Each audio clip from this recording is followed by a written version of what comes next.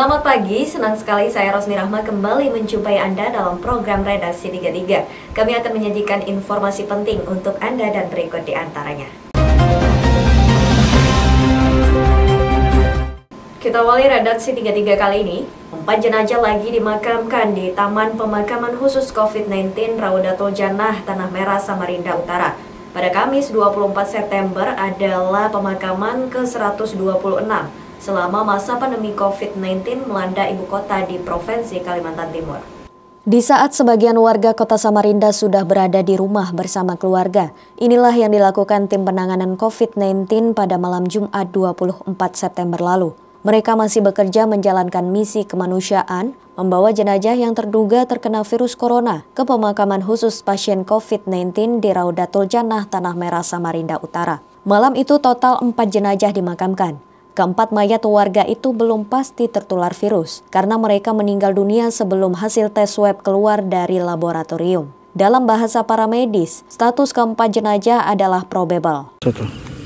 Assalamualaikum warahmatullahi wabarakatuh. Selamat malam. Hari ini tanggal 24 September 2020, tepat pukul 21.00, kami melakukan prosesi pemakaman ke 123, 124, 125, dan 126 terhadap 4 jenazah. Jenazah pertama dengan inisial MN usia 20 tahun berjenis kelamin laki-laki dari Rumah Sakit Hermina. Jenazah kedua dengan inisial SYF usia 66 tahun berjenis kelamin laki-laki dari Rumah Sakit Samarinda Medical Center.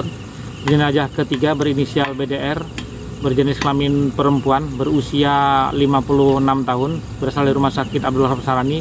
Dan jenazah keempat berinisial LS usia 58 tahun berjenis kelamin perempuan berasal dari Rumah Sakit Dirgahayu. Kesemuanya beragama Islam dan berstatus probable COVID-19. Dan saat ini sedang dilakukan pemakamannya secara protokol COVID di Pemakaman Umum Raudatul Jannah, Serayu, Tanah Merah, Samarinda. Di kota Samarinda, tren peningkatan jumlah kematian akibat virus corona terus meningkat, berbanding lurus dengan jumlah warga yang menjadi pasien baru terpapar virus. Menurut data per 24 September 2020, kumulatif warga yang terpapar virus sejak Maret lalu sudah mencapai 1.854 orang dan yang sembuh 1.368. Sementara yang dirawat isolasi mandiri maupun di rumah sakit ada 503 orang. Tim Kaltim TV melaporkan.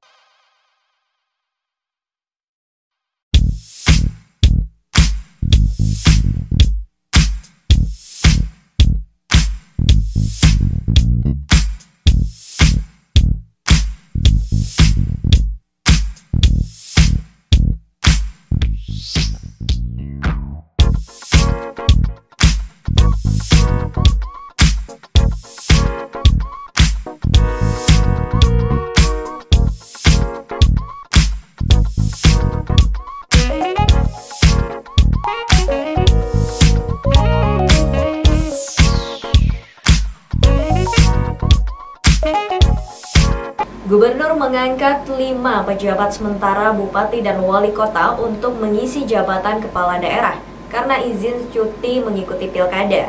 Pejabat sementara bertugas selama 3 bulan ke depan dengan tugas khusus mengawal sukses pilkada dan sukses sebagai ketua Satgas Penanganan COVID-19 di daerahnya. Inilah konsekuensi dari Undang-Undang Pilkada dan Peraturan KPU. Para kepala daerah yang ikut lagi bertarung menjadi kandidat atau yang akrab disebut kontestan petahana wajib cuti selama masa kampanye.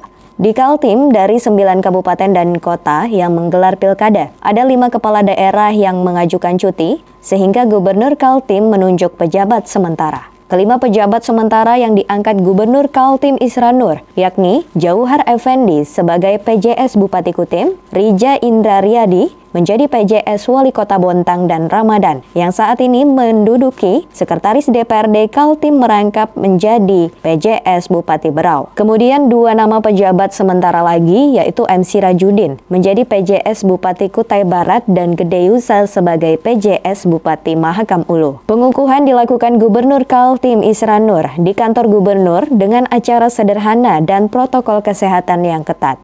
Ya, bukan pelantikan, namanya pengukuhan sebagai pejabat sementara Bupati Kutai Timur, Bupati Berau, Bupati Kutai Barat, Bupati Mahakam Ulu, dan Wali Kota Bontang. selama dalam penyelenggaraan para bupati, wali kota yang bersangkutan itu lagi mengikuti cuti kampanye Pilkada 2020. Ya, itu aja. Nggih, nggak usah banyak-banyak. Iya, Pak. Sebelumnya, Kepala Biro Humas Setda Prof Kaltim merilis, pada masa pandemi COVID-19, para pejabat, bupati, dan wali kota punya tugas utama yang harus dilaksanakan selaku Ketua Satgas Penanganan COVID-19 sesuai SE Mendagri tanggal 17 September 2020. Selain itu, memelihara Kantipmas, melakukan pembahasan Raperda, sehingga dapat menandatangani perda seperti Raperda APBD tahun 2020 yang bakal dibahas dalam 2 bulan ke depan. Tugas penting lainnya mensukseskan Pilkada. Sekretaris DPRD Kaltim Ramadan yang juga ikut dilantik sebagai pejabat sementara Bupati Berau mengaku siap melaksanakan tugas yang diperintahkan negara kepadanya. Pak, bagaimana perasaannya Pak setelah dilantik jadi PJ Berau, Pak? Ya, antara bahagia dan artinya kita besok sudah melaksanakan tugas yang saya pikir ya cukup berat, tapi harus kita lakukan sedemikian rupa sesuai dengan ketentuan dan perintah tadi yang sudah disampaikan melalui pembacaan surat keputusan Menteri Dalam Negeri. Ada beberapa poin penting yang memang harus kita laksanakan. Saya pikir itu. Pak, pasca meninggalnya almarhum Haji Muharram, Pak, apakah aktivitas kantor tetap normal, Pak? Saya pikir ya, kayak pengalaman saya selama 30 tahun bekerja di pegawai negeri sipil, insya Allah nggak ada masalah. Artinya jajaran ke bawahnya mulai dari sekda sampai seluruh perangkat daerah itu melaksanakan tugas-tugas yang memang sudah dilaksanakan atau sudah diemban sebagaimana. Masa tugas pejabat bupati wali kota sampai 5 Desember 2020, yaitu setelah selesai masa kampanye dan memasuki masa tenang. Pelaksanaan pilkada berlangsung pada 9 Desember 2020. Tim Kaltim TV, Hardin dan Heriman melaporkan.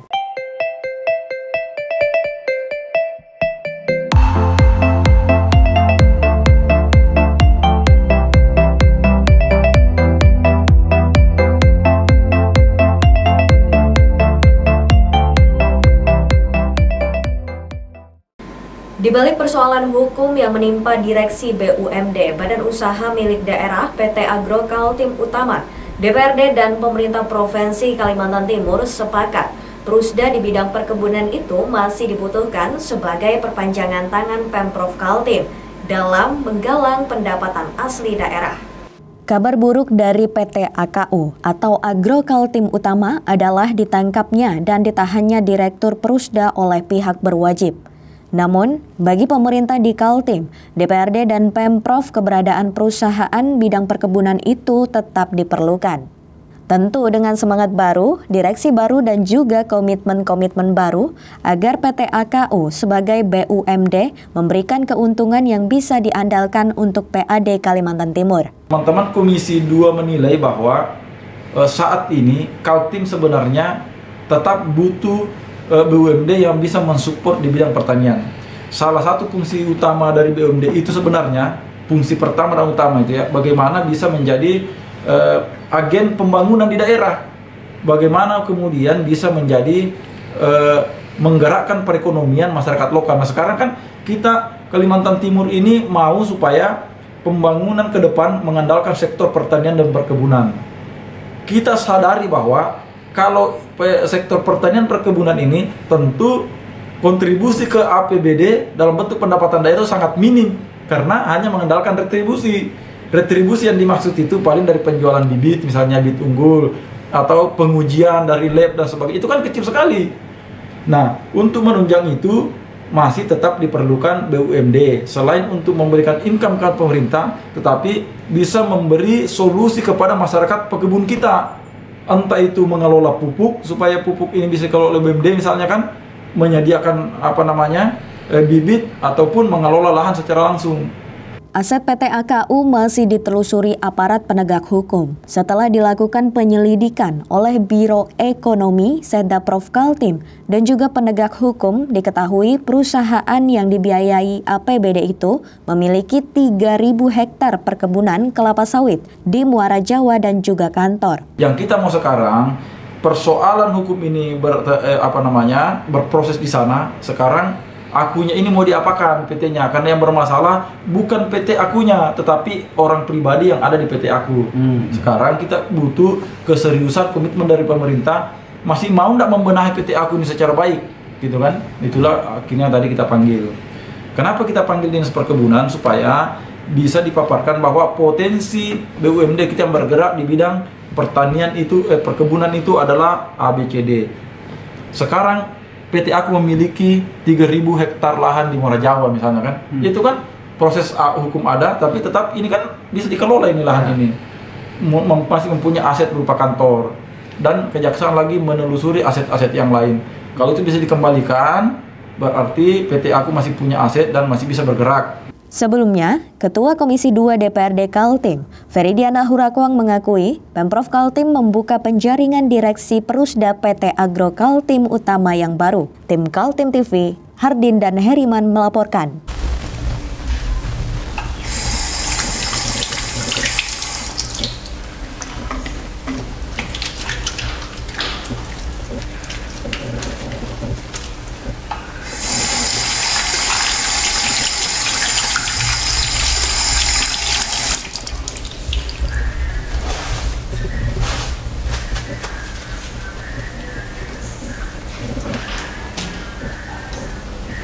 Meskipun di rumah saja, kita tetap selalu menjaga kesehatan, cuci tangan, menggunakan hand sanitizer.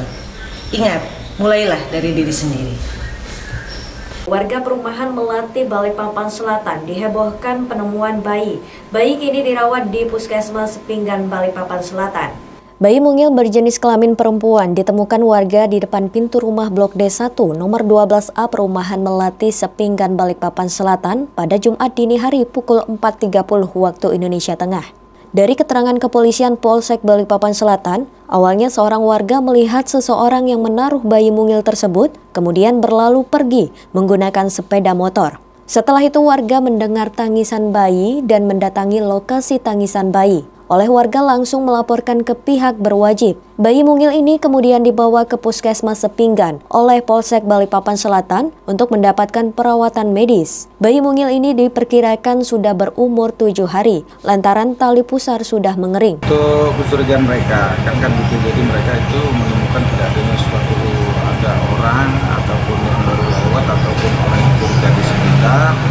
Namun itu yang sudah dilakukan, maka dari pihak yang menemukan menginformasikan kepada sekitar atau Pak RT lah yang berpikir. Itu rumah kosong atau gimana yang ditaruh? Rumah ada penghuninya. Kondisi bayi dan saat ditemukan awal dalam keadaan untuk kacamata sementara sehat, kemudian sekarang masih dilakukan untuk besok. pas ditemukan masih lengkap berpakaian atau tidak ada? Lengkap dengan bungkusan. Untuk lidiknya apakah mencari untuk sementara kami masih melakukan penyelidikan siapa dan kapan yang meletakkan bayi tersebut di sekitar di TKP. Untuk barang bukti yang diamankan dari CCTV atau rekaman, untuk petunjuk-petunjuk lain masih kami lakukan penyelidikan. Kita di puskesmas datang ibu-ibu dengan polisi membawa bayi, katanya ditemukan jam 3 pagi di perumahan Melati RT 49 Kelurahan Sepinggan. Gitu. Jadi kondisi bayi sekarang alhamdulillah sehat dan tadi sudah diperiksa, semua kondisinya baik. Cuman ini tadi dari permintaan dari polisi akan divisum di rumah sakit RSKD. Kenapa usia bayi berapa, Bu? Usia bayi itu sekitar 7 hari ya, 5-7 hari karena tali pusatnya sudah putus, sudah kering. Perempuan kan laki-laki? Perempuan. Bayi mungil berjenis kelamin perempuan yang kini dirawat di Puskesmas Sepinggan akan dilakukan visum. untuk kepentingan penyelidikan oleh kepolisian. Polisi juga masih menyelidiki pembuang bayi mungil tersebut. Dari Balikpapan, Muhammad Idris, tim Kaltim TV.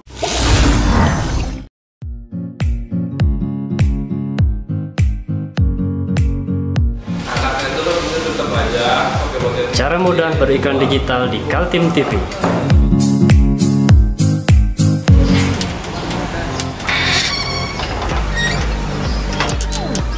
Yang pertama, jadilah sahabat Kaltim TV.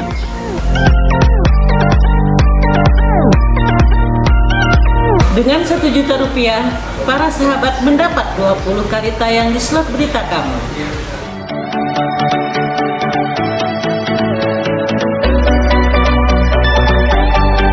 Dengan 20 detik dapat menjangkau 20.000 penonton. Anda beruntung karena mendapat kesempatan perdana dari kami. Ayo jadilah sahabat Kaltim TV. Kita beralih ke informasi selanjutnya. Komisi Pemilihan Umum menggelar pengundian nomor calon peserta Pilkada di Kota Samarinda. Setelah mendapat nomor urut, inilah komentar mereka untuk tampil menjadi pemenang. Beginilah penampilan 3 pasangan calon peserta Pilkada di Kota Samarinda. Mengenakan baju kopel, masing-masing pasangan datang ke tempat acara pemungutan suara di sebuah hotel di Samarinda. Acara berlangsung dengan protokol ketat. Tiap paslon hanya dibolehkan hadir 5 orang, namun KPU Kota Samarinda menyiarkan secara langsung seluruh prosesi acara melalui media sosial Facebook. Usai mendapat nomor urut, yaitu nomor urut 1 untuk pasangan Barkati Darlis, nomor urut 2 pasangan Andi Harun Rusmadi Wongso, dan nomor urut 3 pasangan Zairin Zain dengan Sarwono. Ketiganya pun berkesempatan bertemu wartawan. Berikut ini cuplikan para calon kandidat setelah menerima nomor urut. Situasi ini bisa kita segera keluar dan ekonomi kerakyatan kita akan kembali bangkit. Tetapi Barkati Darlis sudah menyiapkan program khusus untuk mengawal pelaku ekonomi menengah, kecil, dan mikro yang disebut dengan UMKM. Jadi Barkati Darlis akan fokus mengawal pelaku ekonomi menengah ke bawah. Apa programnya? Itu tadi Pak Wali sudah menyampaikan melalui program yang disebut dengan meminjam, menabung, dan beribadah. Bagaimana? Kita akan menciptakan pembangunan lingkungan di Kota Samarinda dengan berpondasi pada asas pemerataan dan keadilan. Oleh sebab itu, kami berdua mencanangkan satu program yang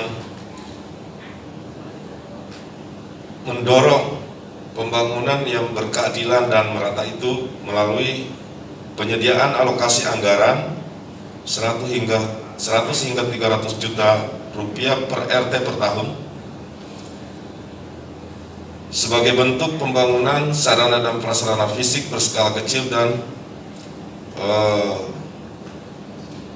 untuk pemberdayaan masyarakat. Nah, mudah-mudahan kita lihat nanti ya. Targetnya sudah ada, tetapi tentu saja untuk menuju ke sana perlu kerja keras, perlu kebersamaan, dan perlu sentuhan. Apalagi polanya sekarang kalau kita menetapkan target di kondisi yang normal mungkin bisa-bisa saja ada survei ya, karena bicara tentang survei ini juga unik ya. Kita lihat kemarin waktu pilgub gitu kan, pemenangnya itu dalam setiap survei nggak pernah menang, tapi kemudian ketika selesai pilgub yang menang yang runner up gitu kan. Jadi analogi survei juga tidak selalu ya. Perang gagasan sudah dimulai, namun yang menentukan siapa pemenang pilkada adalah suara pemilih pada pencoblosan 9 Desember 2020. Tim Kaltim TV, Hardin melaporkan.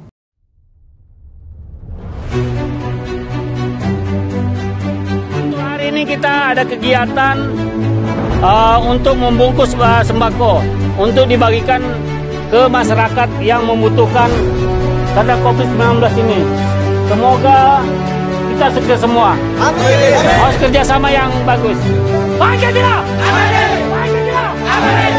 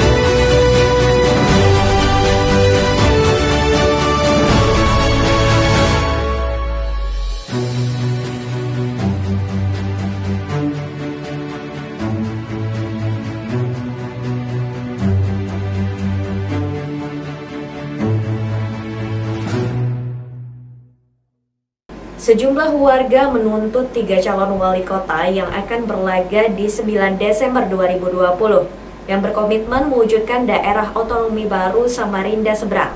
Pemekaran itu sudah disuarakan selama 10 tahun terakhir, namun dirasakan pergerakannya sangat lambat.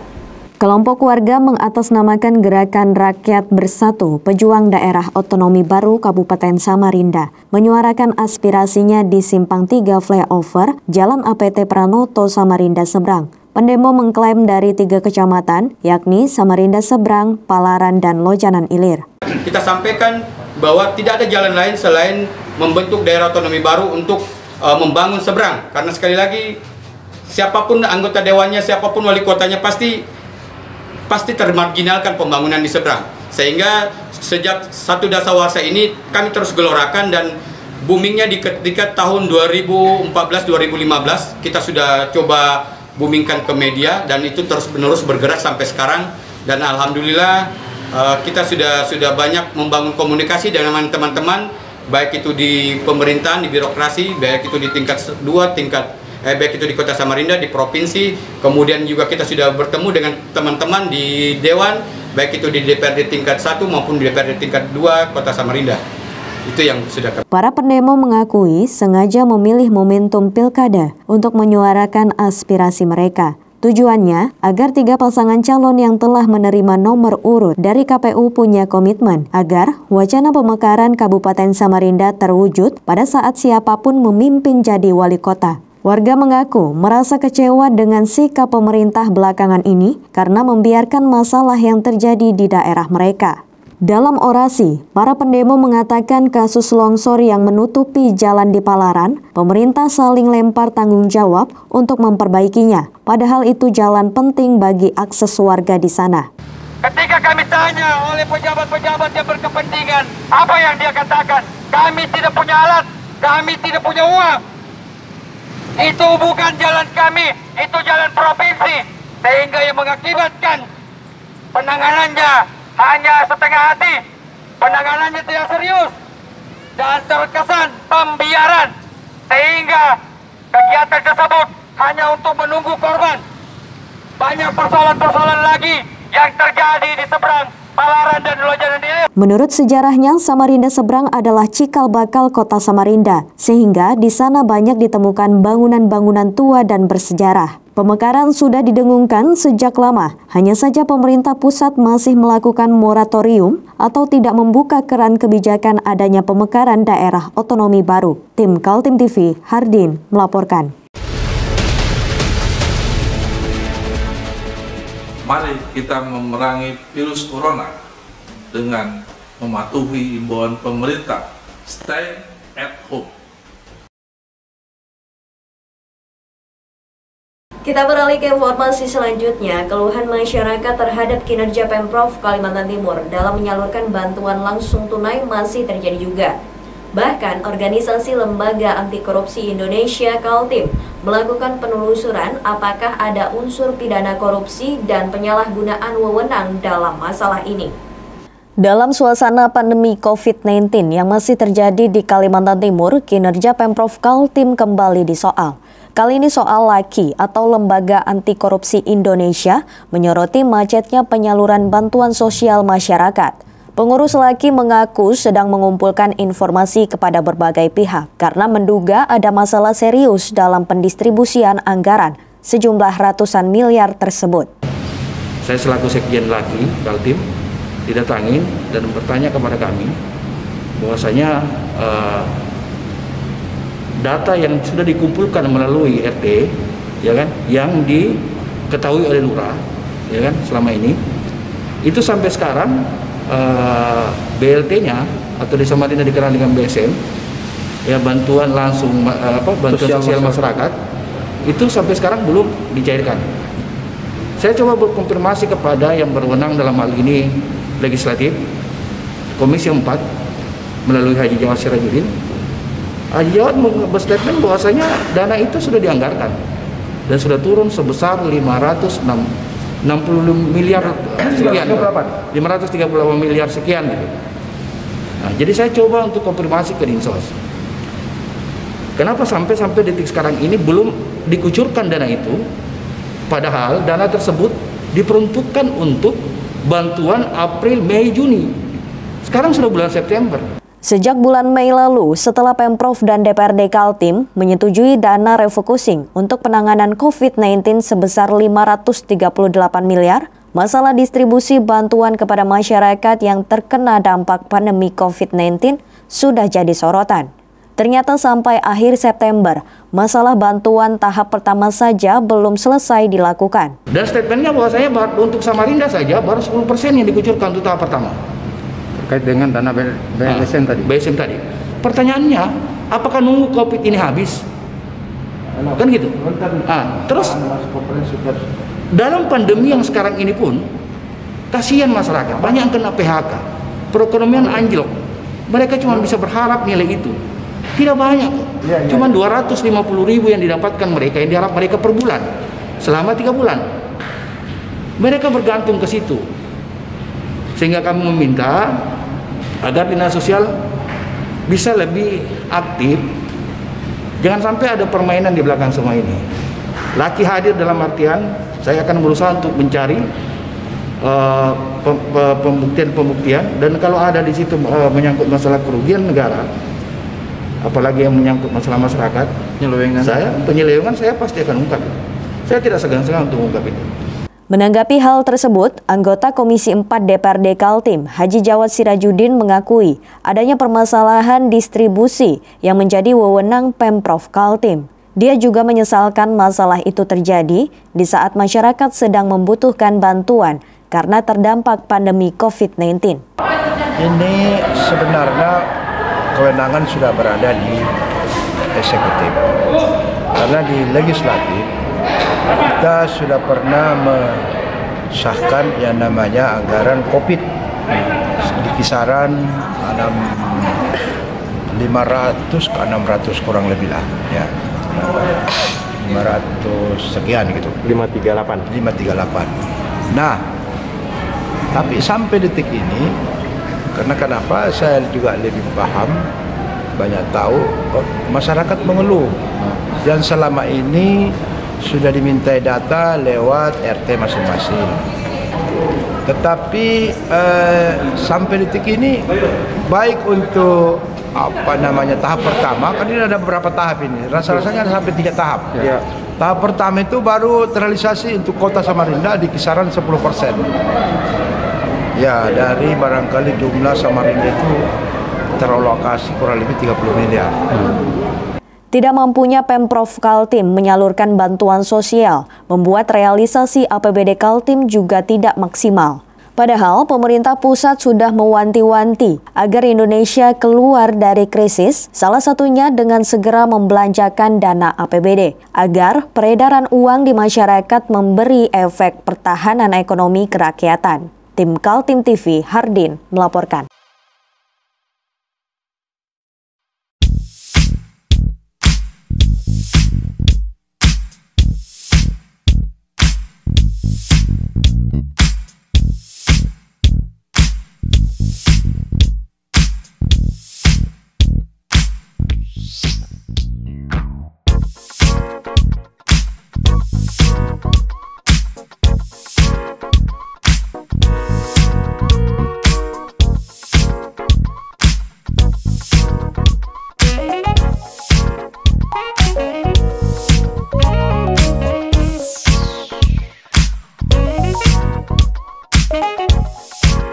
Pemerintah Kota Samarinda memastikan tidak ada penundaan pilkada. Meski banyak pihak berpendapat situasi pandemi yang semakin mengkhawatirkan dan pilkada yang berpotensi menjadi sumber klaster baru penyebaran virus. Namun pemerintah dan KPU sepakat tetap menyelenggarakan dengan protokol kesehatan. Polemik pilkada diundur atau tetap digelar pada 9 Desember 2020 mendapat jawaban dari pemerintah. Setelah Presiden Joko Widodo mengumumkan meneruskan tahapan semua pilkada, di Kota Samarinda juga Pemkot dan KPU sepakat tidak perlu ada yang ditunda. Pemkot dan KPU bersama stakeholder sudah rapat bersama. Intinya, pilkada tetap dilanjutkan namun dengan menggunakan protokol kesehatan yang ketat. Tidak ada kerumunan, bahkan kegiatan yang biasanya membawa pendukung hingga ratusan orang ditiadakan. Samarinda, Kalimantan Timur merupakan zona yang cukup mengkhawatirkan lah, zona merah. Ini maka kita betul-betul harus mentaati protokol kesehatan. Karena sampai kemarin sekali lagi saya sampaikan Samarinda sudah mengukurkan sebanyak 117 orang, belum data hari ini. Dan yang jumlah yang terkonfirmasi positif juga meningkat terus. Oleh karena itu selain pesta demokrasi ini harus berjalan dan sukses, tetapi penanganan kesehatan khususnya COVID-19 ini juga harus ditingkatkan lebih baik lagi. Oleh karena ini pertemuan sore hari ini kita menyamakan. KPU Kota Samarinda juga bertekad untuk meneruskan semua tahapan. Setelah mengumumkan 3 nama pasangan calon yang lolos menjadi kandidat, dilakukan juga pengundian nomor urut peserta pilkada di Hotel Haris pada 24 September. Berarti intinya tidak ada penundaan? Artinya tidak ada penundaan. Penundaan itu memungkinkan terjadi jika ada perubahan Undang-Undang Nomor 6 Tahun 2020. Sepanjang undang-undang itu belum dicabut dan belum diganti, narasinya masih berlaku dan kami tetap akan menjalankan tahapan sesuai dengan PKPU 5 Tahun 2020. Untuk pelaksanaan teknisnya, Bang, acara pengambilan nomor urut berlangsung dengan protokol kesehatan yang ketat, di mana masing-masing calon hanya membawa 5 orang. Pasangan nomor urut 1 adalah Muhammad Barkati dengan Muhammad Darlis Patalongi. Nomor urut 2 Andi Harun dengan Rusmadi Wongso, dan nomor urut 3 pasangan independen Zairin Zain dengan Sarwono. Tim Kaltim TV, Hardin melaporkan.